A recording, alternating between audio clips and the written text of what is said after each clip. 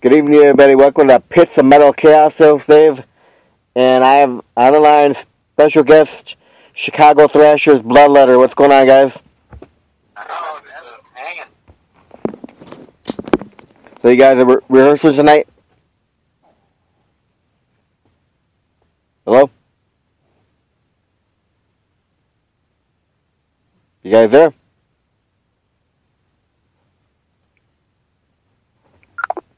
Hello?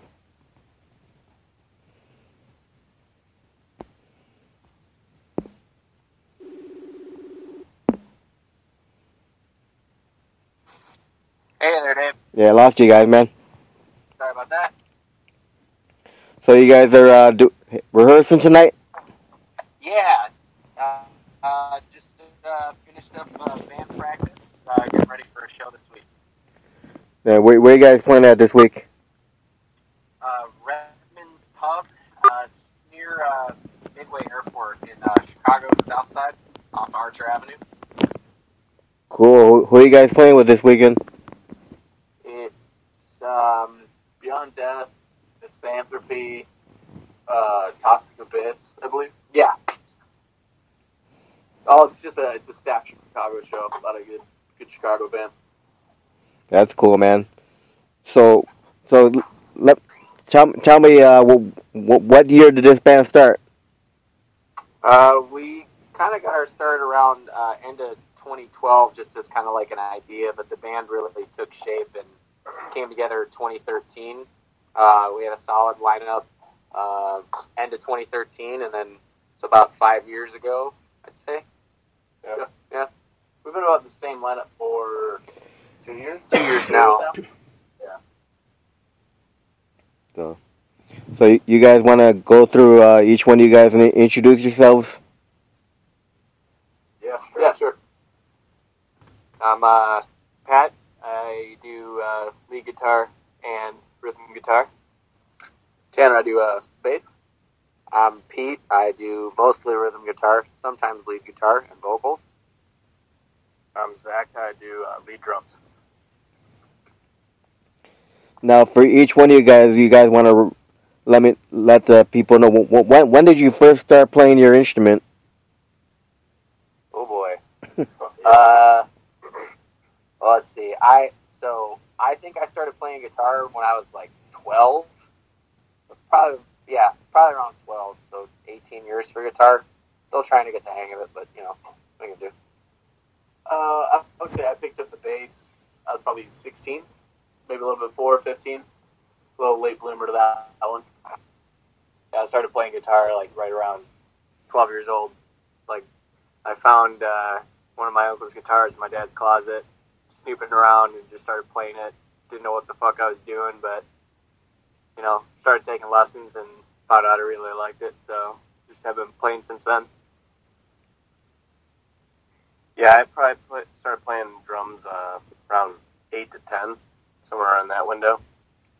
Good old band, just a little, Yeah, little some band, straight school band. Oh yeah. Cool. Now, so how's your guys following in Chicago in your hometown? We do pretty well. I mean, it's Chicago's a tough town as far as there's always so much going on. There's any night of the week, it's always a at least 3 or 4 good shows going on. Yeah, I think we do pretty well. I think especially with like the last 2 releases we've had with our recent EP, The Darkest Reaches, and then our full length that we just dropped, we're really starting to see a growth in our fan base, and it's been a lot of fun playing a lot of the recent shows. Just the participation and the support from the local scene has been growing, and it's still like every show we play is a ton of fun, and it doesn't really seem like it's competitive, but there's just so many shows. Like Tanner said, there's so many good shows going on at any given moment that it's hard to stand out amongst everybody because everybody's doing something really different and really cool. Right. So since you guys been around, what's been one of the best clubs you guys have played at? Ooh. I mean, best I think it would probably, each one of us would have a different opinion on that. Yeah. Like, I would say, like, if you want, like, best show we've ever played or, like, most, like, gnarly or insane, like, we played a Halloween show at this place called The Fallout on the south side of the city that just was pure insanity from the start. But, like, between that or a show we played at Reggie's with, like, Moss Generator and Elder, that show, to me, was insane. Or DRI at Reggie's. I'd say, like, Reggie's, hands down, probably had, like, the most consistent and gnarly shows for us. I also really like, I think it's called The Forge now, but it was The Tree. Yeah. And Mojo's. All in Joliet. That Ex Mortis show was pretty rad. Yeah. Mm-hmm. Ex Mortis rules. Yeah, Mojo's, which is the Forge now. Mm-hmm. Yeah. Yeah, the Fallout I've been to one time. It's a pretty small place. Yeah. It's small, but it gets rowdy. Small, intimate, hot, sweaty. Or even just like Sub T. We played Sub T for the release show, and Sub T was just absolutely nuts. Like, Yeah. It was a war zone. It was awesome. We had mosh. We had Brazilian jiu-jitsu happening in the pit. People piggybacking each other. Had some arm bars. It was good. that was a lot of fun. Definitely up there. Yeah. So now, what thrash metal bands inspired you guys? Oh boy, Zach. A lot. of them. And, I mean, a lot of influences, not just thrash, but, I mean, Slayer, you gotta say Slayer, because, Duh. yeah, it's definitely in our repertoire. Some Exodus. Yeah, big one. Toxic Holocaust. Skeleton Witch. Yeah. Those are probably the big ones for thrash. How about newer bands like Havoc and Warbringer and stuff like that? Oh, yeah, definitely. Yeah. Your fucking rules.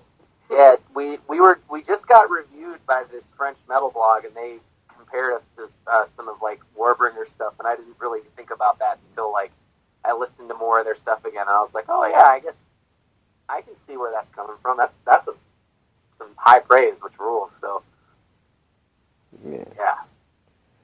No. Also, Time Is Up by Havoc is a perfect record. Oh yeah. Also, yeah. Oh, yeah. Ex Mortis too, for sure. Speed Wolf. Speedwolf, definitely. Yeah. Gotta have that. No. How about bands like Witch Haven? You heard them? Yeah, we actually just played with Witch Haven 3 weeks ago? 3 weeks ago. Yeah, so like we played at the place we played on Friday. Our last show there was with them, and solid dudes, Yeah. solid band. I mean, as always, they fucking killed it. Just overall legends. So now, what have been some of the biggest bands you guys have played with so far? We played in one show. We played with Arsis and Ex Mortis, which was rad. But the biggest band we've probably played with, as far as our genre is concerned, is DRI. Yeah. We opened a Riot Fest after party show at Reggie's for them, and that was just like we were the first band to play, and that place was still at capacity as soon as doors opened, and people were like, "Oh, who are these young dudes? We don't fucking care," and they went nuts. It was an awesome time. DRI, I think for sure. I'm gonna throw them out there. Probably not the biggest band, but like Cross Examination. Yeah, Cross Exam was sick, and Atrophy was on that show too, right? Atrophy was up there. Yeah. We played with Lich King a few times. Lich King. I think drum blanks right now. Yeah, it's like Arsis, Ex Mortis, Legion, Lich King, DRI, Elder, Moss Generator, Tanger Cavalry, that Mongolian folk thrash band. Super weird, but man, those guys are cool as hell. We played with them twice. Yeah. Once at Subterranean and then once at Reggie's. Mm-hmm. Yeah, that was, wow. I forgot about the second show. That's cool. Yeah, those guys are rad. That's cool, man. So prior to Bloodletter, have you guys played in any other bands before Bloodletter? Yeah, a handful here and there. I think we all have. The only reason, like, me and Zach played the same punk band, the Cruiser Sonata, and that's how we kind of, like, I hooked up with Zach, and then he introduced me to Pete. That's how I got into this band. Yeah, Zach was gonna play drums in a melodic punk band that I was working on called Marshfield, and then when that kind of fell apart, that's when Zach and I were just like, we should probably just put together another fast band and make it kind of thrashy, and that's when the Bloodletter got its start. A little tidbit, Pat, our guitarist now, we played our very first Bloodletter show with his old band, Blind Martyr. So that's how we met Pat. And then little did we know, 3 years later, we would poach him and make him our new lead guitarist, which was sick, because we only auditioned one lead guitarist, and it was Pat. And it was a perfect fit. It was love at first sight. Yep. That's fucking awesome, man. Oh, yeah. So how did you guys come up with the name Bloodletter? All right.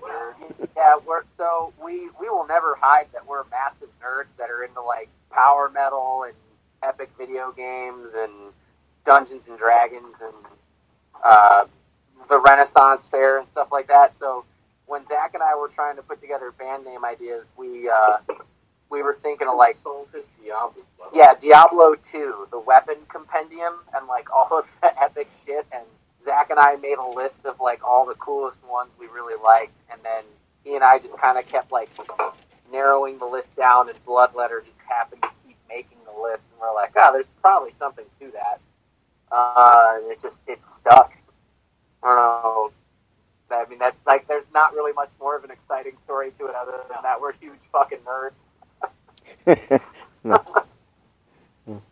Now, for each one of you guys so far being in this band, what's been the fondest memory being in this band?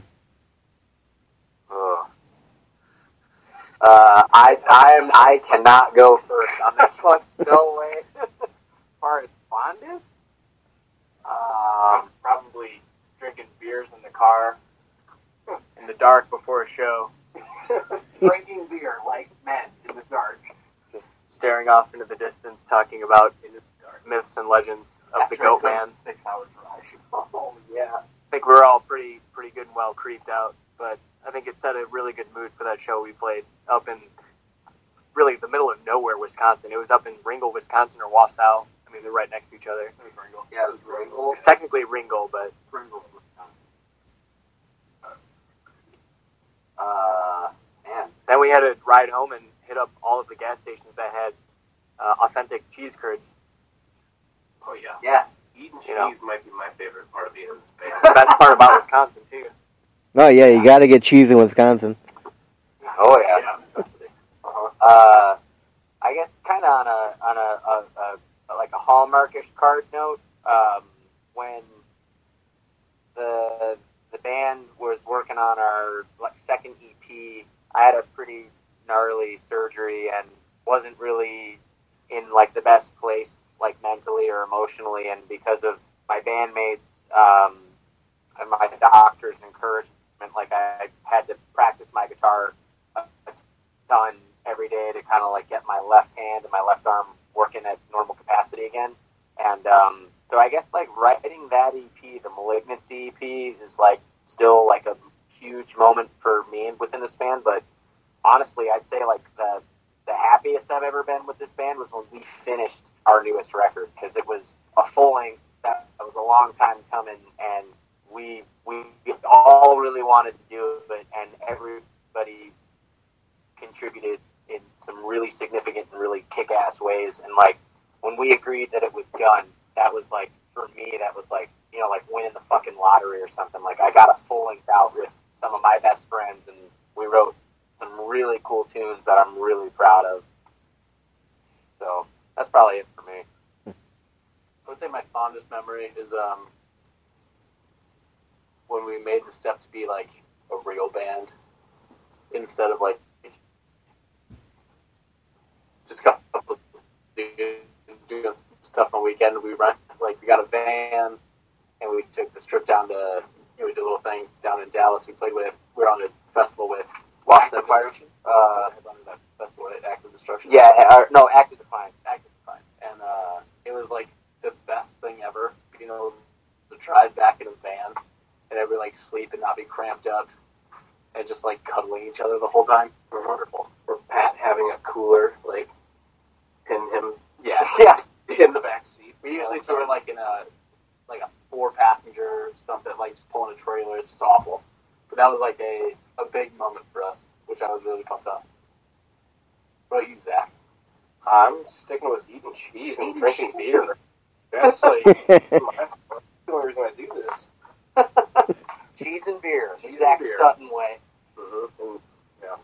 I would also like to say playing hat tricks in Kenosha, Wisconsin on National Beer Day was incredible. Because that crowd in a venue that really only holds like 80 people got buck wild. And there was beer everywhere within a couple of songs during our set. I think every piece of my gear just had beer like soaked into it. My guitar case, my shirt, my guitar was covered in it, my amp. And it was just fucking fun. That was a really, really fun show. I changed my answer to that because I don't remember that, so it was probably a great time. It was National Beer Day. That was a good day. Celebrations. Yes. It was a good day to die hard. Celebrations. Yeah. Lots of happy memories in this band. That's cool, man. Now, did you guys say you played a show at Active Defiance? Yeah. Yeah. The festival we played was with them. Yeah, that's another big band to play with. Yeah, it was the Deep Ellum Metal Fest down in Dallas. It was probably 2 months ago? Yeah, it was like middle of March. Yeah. Man. So did you guys get to talk to like Chris Broderick or Drover? No. The way that festival was kind of set up was there was a couple different venues like across the street, and we headlined the venue across the street from them. So unfortunately, those did all, but our paths didn't cross. Yeah, but we did get to play Dallas. Bloodletter does Dallas. So now for you guys, what you have a most embarrassing moment? Whoa. I mean, You guys have I think we all have like one. like on stage or anything? You guys ever fought on a stage or anything? No, that sounds cooler. Yeah. like our like interactions on stage are like how many times can I try to like give Pat a kiss on the head or like grab his whammy bar, and that's not a euphemism for grabbing his dick, but like just try to like hit his Floyd Rose on his guitar, or like try to high five Tanner in the middle of a riff, or just yell at Zach for him to hit his ride bell really loud or something. I don't know. I just end up doing a bunch of stupid shit when we play. Too concerned with having fun. I don't know if we really have an embarrassing moment.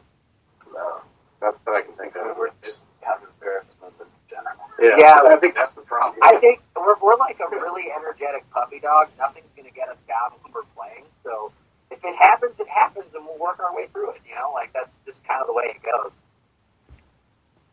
Although now that I think about it, when we played Mercy Mania in Detroit and I barely had a voice because I was sick, that sucked. But I wasn't embarrassed. I was just kind of disappointed that a cold got me down enough to where I had to drink a 30-ounce Starbucks green tea instead of beer before we played a show. I lost street cred. The band didn't suffer. I suffered personally. Yeah, shame. What we do in the shadows. Shame. So now, who writes all the lyrics for the band?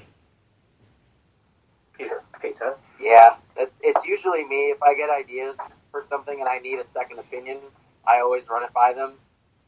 And anytime I've doubted what I've written, they always have pushed me for writing like something more concise and something more, I guess, like poignant, or just something more descriptive. Like focus on making things relatable and kind of descriptive, really, I think.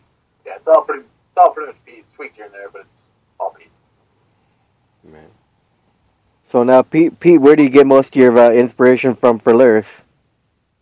It's oh man, it's kind of like a 50-50 split really, because like half the time I'm writing lyrics and it doesn't really come like it as like a consistent thing. It's either like I'm stressed or angry about something or bummed out and or like really energetic or like, you know, like I've got a ton of ideas at once and I'll write like 5 or 6 songs at once, but typically it comes from like an equal mix of like a book I've read or something from like history that's really interesting or like a horror movie really, and then I end up thinking about what I read or watched or thought about like even in recent events within the world or with me personally, and then try to use something that other people might really know to make it relatable. So it's kind of like an equal mix of written and read material and something that's happening in my life personally to make the mix of our lyrics. So now, who comes up with all the music for the band? All you guys?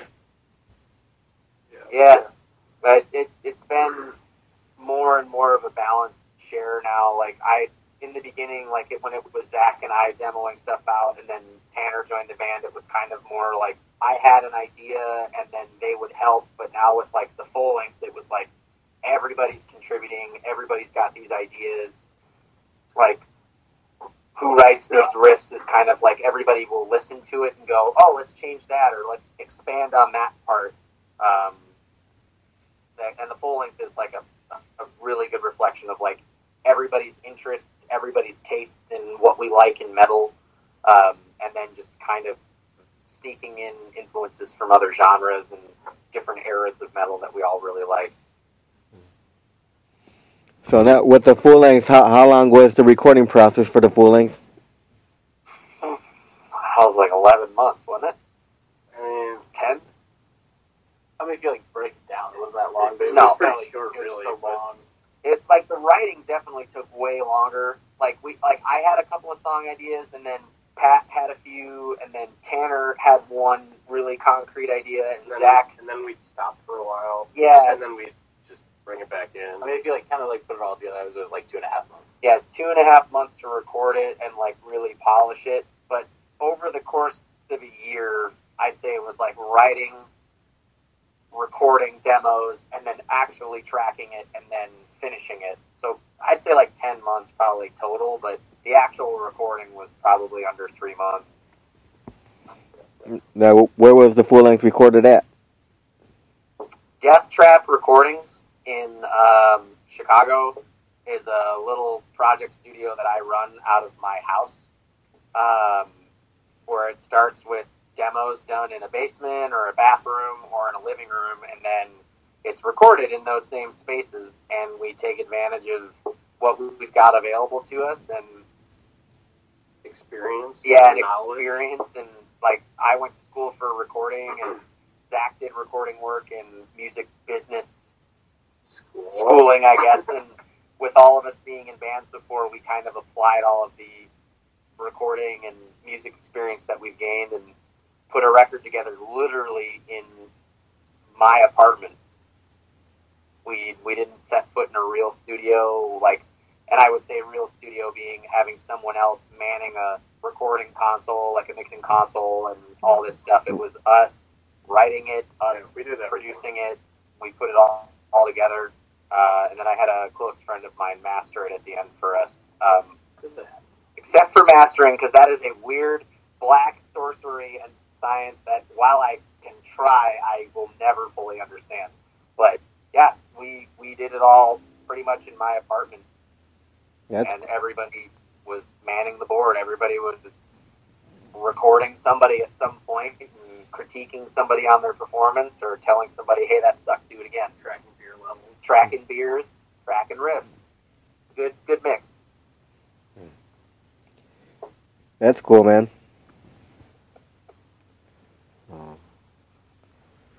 So what do you guys think about promoters that do the pay-to-play shows. Oh, we don't do that. No way. No, scum of you people. I'm sorry, we don't want to do your job for you. Yeah. I just like that very much. Yeah, hard pass on pay-to-play. Can't. We did a couple pay to play when we were like Starting a off. newer band, and It just sucked. it sucked. The promoter sucked. If you do that, you probably suck. I don't care if I'm cutting ties right now. Fuck those people. Yeah, 100%. Could not back that more. If you are a pay-to-play promoter, do not ask Bloodletter to be a part of your show. Yeah, I don't agree with that pay-to-play shit either, man. Perfect. All right, there we go. Oh, man. You, I think that there's definitely like, I understand the business, like the whole business concept of it, but the fact that you're just like wasting other people's time, asking bands to pay for things that they can't do, it's just you being a bad promoter, not understanding what the people want, just not getting out there hitting, like doing it yourself, or asking the bands to do what they do, you know, that's really on you. Or you're just a bad venue. Like, you have a bad. It's just, there's no natural draw then, and it's just like for the venue. I mean, Yeah. and, I mean, I and absolutely. the bands, like, I think it puts pressure on them for no reason. Yeah, I think it's a duty to the bands to like bring some people in. Like, don't be a band that constantly brings 0 people in. But you can't ask a band that's just fresh starting off to like Bring 30 people and Yeah. drop $300 or something. Yeah, I like mean, that. it's unrealistic. yeah. So what do you guys think are the pros and the cons of being in a band? The pros are definitely writing cool music with your friends and, you know, playing, you know, music you enjoy for people who might enjoy it as well. Also, you know, playing loud-ass metal is fun as shit. It's a great stress relief and just something I'll always look forward to, in my opinion. And I don't know, like, I'm in a band with 3 of my best friends. Like, I wouldn't want to do it with other folks. And, you know, like, when we're done practicing, we can just hang out, you know, have a beer, shoot the shit, you know, just goof off, do whatever else we want. And I think most importantly, too, it's just, like, you know, sharing that kind of, that pent-up aggression you might have. Like, you might have had a shitty week at work, and then you go to band practice and hang out with your buds and play some music, and it's really, really, like, a great release. And then when you play a show for people who might have had that same experience, that same shitty week, and they can get into your music, that, like, that's priceless. Like, you're sharing something that you created with other people who might go, shit, I totally get that. And these guys are kind of relatable. They're just normal people. They're playing music, and that I think is like the most significant thing. The biggest con is when you're riding in a van with Pat and he's eating dairy products and he farts. That's the biggest con. That's intolerance for the win. That's like number one, or being stuck in Dallas traffic. That At 2 a.m. at 2 a.m. That was the biggest con of being in this band. Worst part. I don't know, that wasn't that bad. That was pretty terrible. I stand by, it's not that bad. There's no cons. I'll be as crammed in. This is contradictory to what I said earlier. I'll be as close and as crammed in as possible to these 3 at all times. Tanner likes to keep us all within arm's reach so he can at least caress us every now and then to make sure we're safe. Is that an appropriate? Correct. Tanner wants to know we're okay. So that's it. As close as possible. Close as possible. No cons, all pros. Yeah. No, that nails it. I mean, I guess the one con is like somebody got to stay something to drive. Yeah, that kind of sucks. Yep. So if anyone wants to be a driver, shout out. Yeah. If you want to drive us around, we will drink beer for you. Not paying though. Yeah, no, we'll just drink beer for you. We're not rolling in it yet, but we were. Know that we We're would still think not paying you. know that we would think about paying you. Well, probably wouldn't happen. So now, what do you guys think about social media? It's a thing. It's kind of an important thing, though. It's an important thing. It's something that we lacked on for a very long time.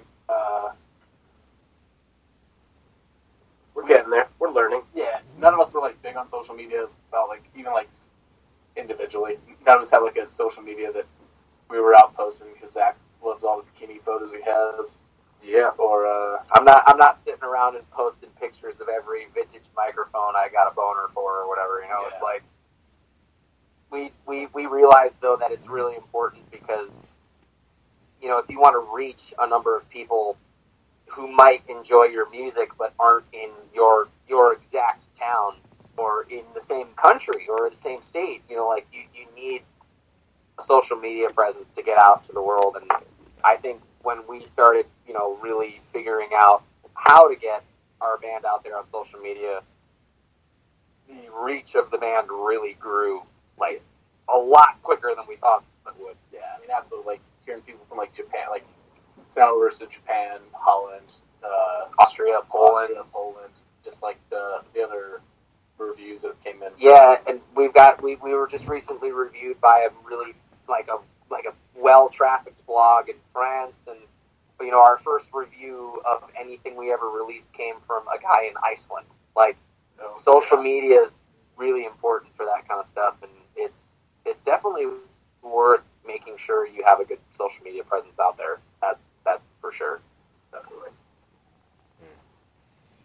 Now, besides Facebook, do you guys have a website? We do. We have a Bandcamp. We have a Bandcamp and an Instagram. We also have a website we're working on kind of getting everything put together. It's just like not quite there yet. Yeah. Yeah, I'd say like if you want like the most website-y of websites for us right now, it's definitely our Bandcamp page. Yeah, Or and you if guys you can just go search like us on Facebook, and then we'll post that website later. Yep. Go like that Facebook page. Throw us a like on Facebook, and you will be rewarded with constant content of us doing stuff and things that are of an entertaining nature. Yeah, and all of our web pages are just Bloodletter Metal too. Mm-hmm. They're all Instagram, pretty easy to Facebook, Bandcamp. Yep. Now, when Sure, our Bumble and OkCupid and Tinder profiles are all at Bloodletter Metal. Farmers only at Bloodletter. Farmers only at Bloodletter Metal. You can take all three of us on a date. There's 4 of us. Oh yeah, there's 4 of us. You know one of us isn't showing up. Yeah, one of us won't be there. So when you guys do shows, do you still make physical flyers? I don't think we've ever made a physical flyer. Well, we have for a couple of shows, but it's Been a while. usually we've had some folks draw some for us. Like when we went down to Oklahoma City and Dallas, tattoo artist Jackie Jones in Oklahoma City drew up a really sick flyer for us in Lost Empires, and I had a former music student of mine draw a flyer for our first show. Man, there's always flyers, but Usually it's just posted through either social media. You do all the the Facebook groups. And the venues Instagram, typically venue. the venue itself will probably put something up, but as far as us printing them ourselves, it's not something we've done a ton of. So now, how many times a month do you guys rehearse? at least we try to play like once a week, Yeah. just because it's fun. Once a week on our, together, and we all still practice like on our own individually when we can. So besides the show this weekend, you guys get any other shows booked? Yeah, we're playing with Product of Hate. We're playing with them in Midlothian on June 8th. We have a couple other irons in the fire for potential shows in July. I know we're playing with Power Glove at the Forge in August. 22nd? Yeah, or the 26th. It's somewhere in August with Night of the Round and Power Glove and Texas Toast Chainsaw Massacre. We've got shows booked out as far as December. I think we have one in October coming up, potentially at Burlington in town. A lot of shows that we just can't talk about it. Yeah, Release we don't have a lot of firm details that we're allowed to release, but we've definitely got shows at least Very cool shows. 1 or 2 a month throughout the rest of the year. Yeah. Which is pretty sick. All right, you guys ready for some fun questions now? Whoa, Those weren't fun? Yeah. Hold on. No, now let's have more fun. Wait a minute. Here we go. What's each one of you guys' favorite food? Cheese. Zach, without hesitation, it's always cheese for Zach. I'm gonna go straight up just pizza. I have a pizza tattoo. I could eat it every day, at least twice a day, and never get bored of pizza. So if anyone wants to airmail me a pizza at any of our shows, I will fucking eat it. This has been a recent realization for me. It's great. It's absolutely great. What Grits are is the greatest thing on the planet. You guys can fuck off. I mean, I love grits. I just didn't know you were going to throw that down as a favorite food. Jim Dandy grits. You can only get them in Georgia. Fucking incredible. Well, that makes sense. You got family down in Georgia. We haven't had Jim Dandy grits. I want to replace it. Beer food? Beer is food. Beer is food. It's beer. It's beer. That's all of our answers. I don't know, man. Chorizo sausage is pretty fucking good too. Ooh, Yeah, chorizo. That's got to be my favorite. I'm surprised you can go It's so versatile though. Food? Yes, it is a food. I'm pretty sure Tanner lied. He should have said eggs and mayonnaise, though. Is this the first time a member's ever put on air? But yeah. So we got, chorizo, Jim Dandy grits, pizza, and cheese. And then all of us agree on beer.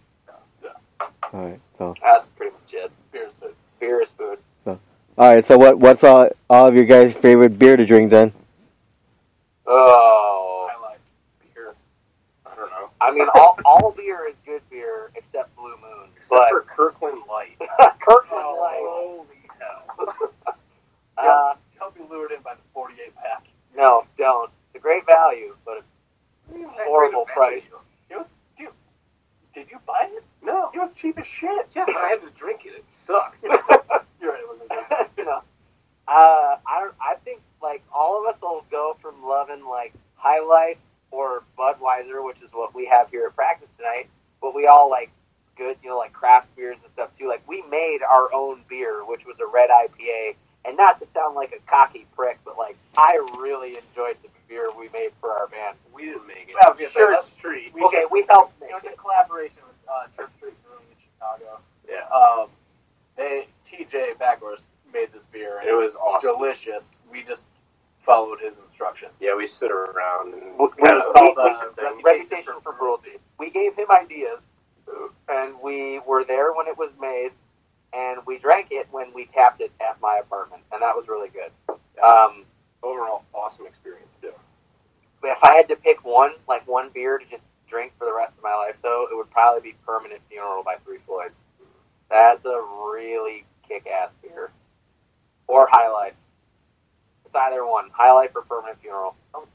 Yeah, it's always High Life. Never mind. It's High Life. So now, for each one of you guys, what's your top 3 favorite bands? I can't go first. I can't do this. Top 3 favorite bands. Like, of any genre? Yeah. Ah, shit. I'll go first, just so no one can steal my band. I'm going to say Protest the Hero, Wilhelm Scream, You dick. I'm going to go Lawrence Arms. Oh, really? Ooh, wow. I did not see that third one coming. Solid. Well, if Tanner wasn't a dick and stole my favorite band of all time, it would be a Wilhelm Scream, but I'm going to throw 3 different ones at him because a Wilhelm Scream is perfect. I'm going to have to say Bad Religion, Iron Maiden, and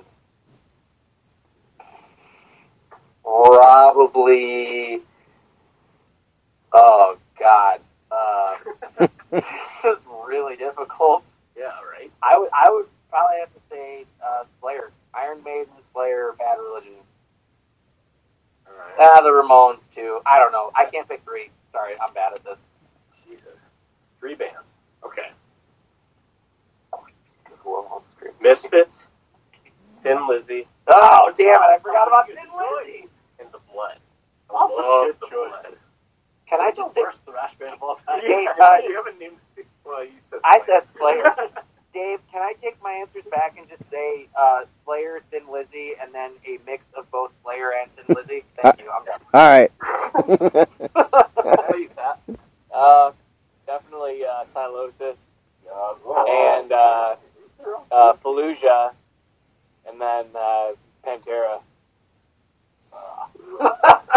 Which nobody else in the band agrees with. Whoa, hold on. I really like it. I don't love it as much as the other ours. Yeah.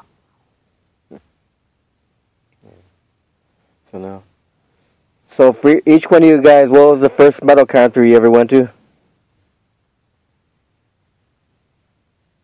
Also, I would like to throw out a dimer. None of us said Manowar. You can't. Well, sit yeah, there. they're the king of metal. This is implied that everybody works with. Oh, I don't know if you know this, but other bands play Manowar Kills. Manowar Kills.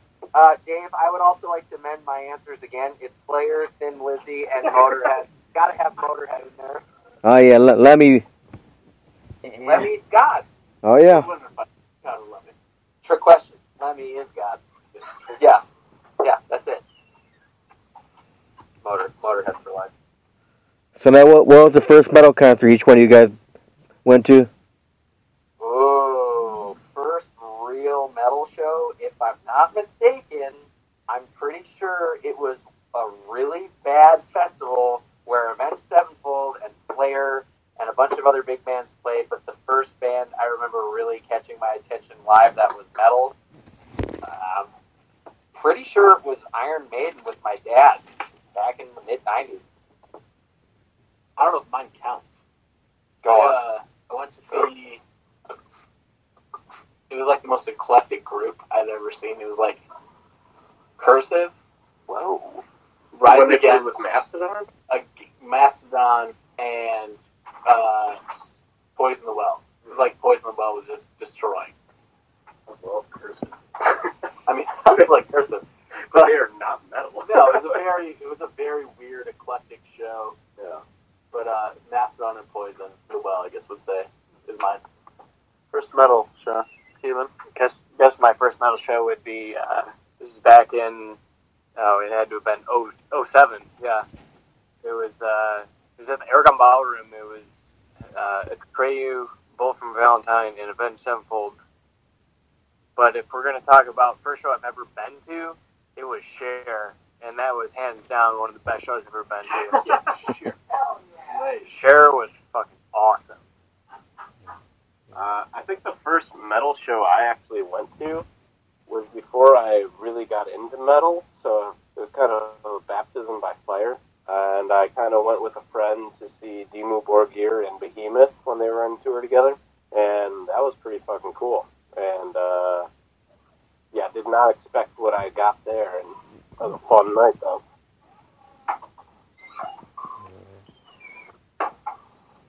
Yeah, that would have been that sounded like a great show to see for your first metal show, man. Dimmu Yeah, it and was pretty fucking wild. Dimmu and Behemoth, hell yeah, fucking. Yeah, I went from seeing a bunch of punk rock shows to yeah, that. Well, guys, I want to thank you for your time for the interview. You guys got any final words? Wreck your neck, beer is food, and cat scratch fever. Giddy up. Giddy up. Surf's up. I got nothing. Yeah, thanks for having us, Dave. We really appreciate it. No problem, man. We'll do another one in the future. Yeah, for sure. And you guys want to plug their show this weekend one more time? Yeah, we're playing with, Tanner, you remember the lineup? We're playing at Redmond's Pub on Friday, I don't know the date. The 18th. The 18th, and it's with Beyond Death, the killer band, Chicago, Misanthropy. Those dudes all fucking shred, like, just the best musicians. They shred. And Sacramentium?